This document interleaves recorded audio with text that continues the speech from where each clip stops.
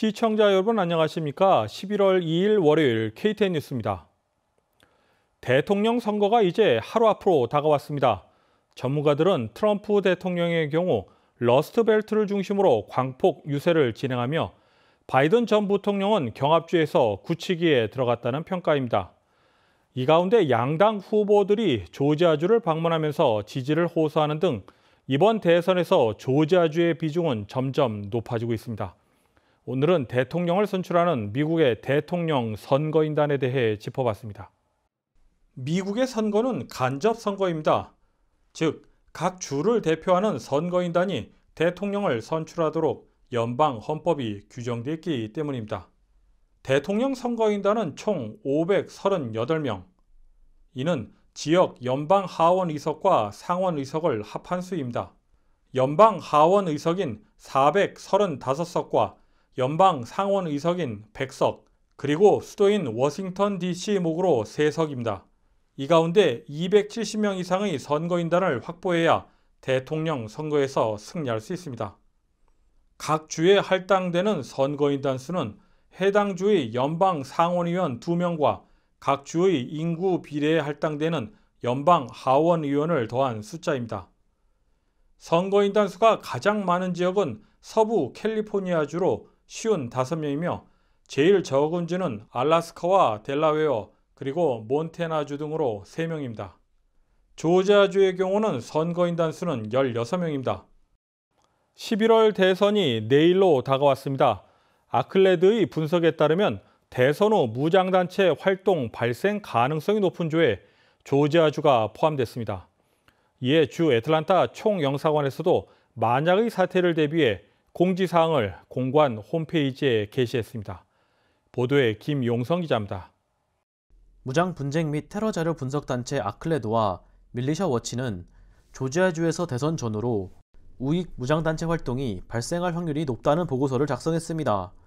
We at ACLED looked at a number of drivers with our partners at Militia Watch, and these are drivers that we have deemed increase the risk of militia activity in spaces. 아클레드는 각 주의 무장단체 위험을 5개 요건으로 평가했습니다. 각 요건은 블랙 라이프스 매터스 시위 등의 좌익 활동 여부, 무장단체와 정부 및 정치인의 좋은 관계, 무장단체원 모집 및 훈련 활동 여부, 코로나19 봉쇄 반대 시위 여부, 대선 경합주 여부입니다. 아클레드는 조지아주가 5개 요건을 모두 충족하고 있다고 평가했습니다. 아클레드 측은 무장단체들이 선거와 관련해 활동을 할 것으로 보인다고 밝혔습니다. Activities of these groups will be very largely centered around voter suppression, voter intimidation, while in the post-election period might be much more centered towards impacting the vote results or vote disrupting of the counting, for example. 한편 지금까지 무장단체 활동이 대부분 과격 양상을 보이지는 않았지만 과격 양상으로 변할 가능성도 무시할 수는 없다고 말했습니다. Of course, many of these have not been violent in and of themselves. It's much more so about intimidation and showing up armed to keep the peace at these types of protests. But of course, some have turned violent and even lethal in places, like Kenosha, for example. 로드니 브라이언트 애틀랜타 경찰 임시서장은 지난주 기자회견 자리에서 구체적인 위협에 대해서는 확인된 바 없지만 대응할 준비가 되어 있다고 강조했습니다. But right now, there's no verified. I have not been provided any verified threat as it relates to the election. But we are prepared for it. 애틀랜타 총영사관은 공지사항을 통해 재외국민과 동포들에게 소요 사태 발생 가능성에 유의할 것을 당부하고 있으며 미국 정부 기관 및 한인 단체와의 비상 연락망 구축 등 유사시의 한인들을 보호하기 위해 대비 중이라고 밝혔습니다. 아클랜드 측은 무장단체 우려로 인해 투표장에 가는 것을 두려워할 필요는 없다고 말했습니다. I think the point of the report is really not to instill fear or intimidate people from voting. I think it's so important to be voting, especially in Georgia, which is such a swing state this year. I think people should recognize that if they see these types of groups, present or intimidating voters at polling centers, they can tell on-site election officials. KTN 뉴스 김용성입니다. 내일 실시되는 선거는 대통령뿐만 아니라 여러 지역 선출직 공무원에 대한 투표도 진행됩니다. KTN 보도국은 지난 7월 귀네 카운티 의장에 출마하는 양당의 후보를 한인 언론사로서는 처음으로 인터뷰를 진행한 바 있습니다. 당시 인터뷰를 다시 한번 보도록 하겠습니다. 보도에 김용성 기자입니다. 공화당 데이비드 포스트 후보는 법집행 요원으로 임관한 지 46년이 지났으며 퓨처 시큐리티라는 보안 컨설턴트 업체를 50년 이상 운영하고 있습니다. Helping businesses grow and get better, handling security and management issues, and not a whole lot different than the same kind of issues, personnel management, HR issues that you would handle in government. 민주당 니콜 러브 핸드릭슨 후보는 사회복지 분야에서 오래 일했습니다. 가장 최근에는 귀넷 카운티 정부의 사회복지국장을 맡았습니다. Somebody who deeply cares about the community, also somebody who knows the inner workings of county government, how it works. I was the only candidate at the time in the race that had worked directly in the Board of Commissioners office and knew behind the scenes how it worked and operated. 포스트 후보는 자신의 캠페인의 세 가지 핵심으로 공공안전, 경제발전, 지역사회 부흥을 꼽았습니다. 핸드릭슨 후보는 자신의 캠페인의 세 가지 핵심으로 경제발전, 지역교통발전, 차세대 지원을 꼽았습니다. 이번 11월 대선에 주민투표 안건으로 포함되어 있는 귀넷 대중교통 확장 계획에 대해서 두 후보는 다른 입장을 나타냈습니다. Gwinnett is nowhere near densely populated enough to justify the expense of heavy rail. You know, you can add buses, you can subtract buses, you can do all kinds of things and you can make changes quickly. You can't change heavy rail. It's about our economy at the end of the day. It's about bringing jobs. It's about spurring economic development. And it's about ensuring that we provide options to all residents in Gwinnett County. 두 후보 모두 한인 사회와 밀접한 관계를 맺고 싶다고 밝혔습니다. And I don't care if I need an interpreter. We'll communicate because I want to know what they have to say to me and I want them to know what I have to say about everything else that's going on. I'm all ears when it comes to what is needed and how we can best do our job to serve the Korean community and in all communities here in Gwinnett County. KTN 뉴스 김용성입니다. 캅 카운티 정부는 지난 토요일 가정에서 나온 유해 폐기물을 무료로 처리해주는 행사를 개최했습니다. 김용성 기자가 해당 행사에 다녀왔습니다. 차례차례로 차량이 도착하면 자원봉사자들이 차량의 트렁크와 뒷좌석에서 폐기물을 수거합니다. 이후 수거된 폐기물을 분류해 모아둡니다.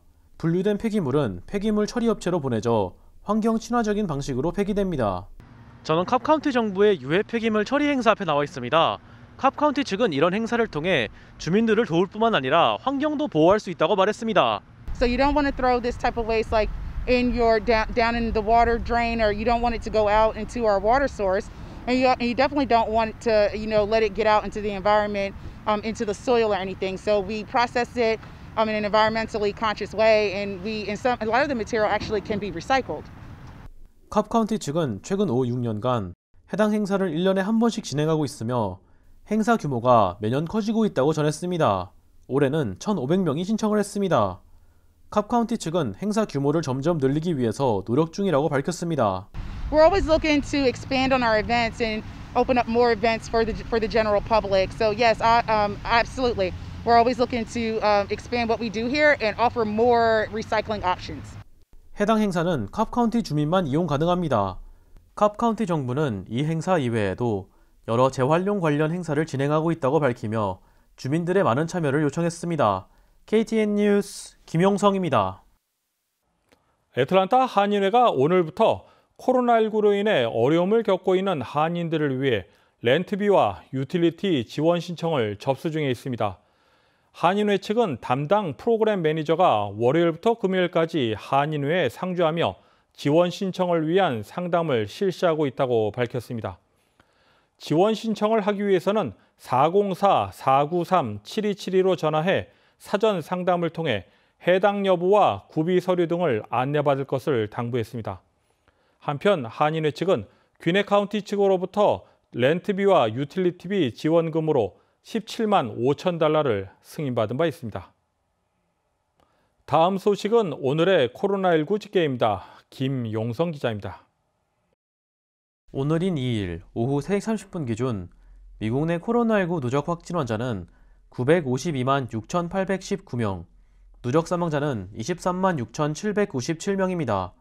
어제 하루 동안 신규 확진 환자는 7만 1,801명 늘었고 신규 사망자는 402명 증가했습니다.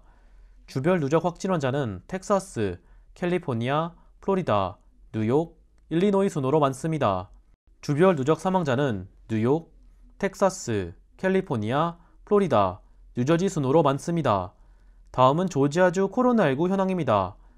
주 보건당국의 2일 오후 2시 50분 집계에 따르면 조지아주의 누적 확진 환자는 36만 2,921명, 누적 사망자는 7,999명으로 집계됐습니다. 어제 하루 동안 신규 확진 환자 1,016명 증가했고 신규 사망자는 19명 증가했습니다. 다음은 카운티별 집계입니다.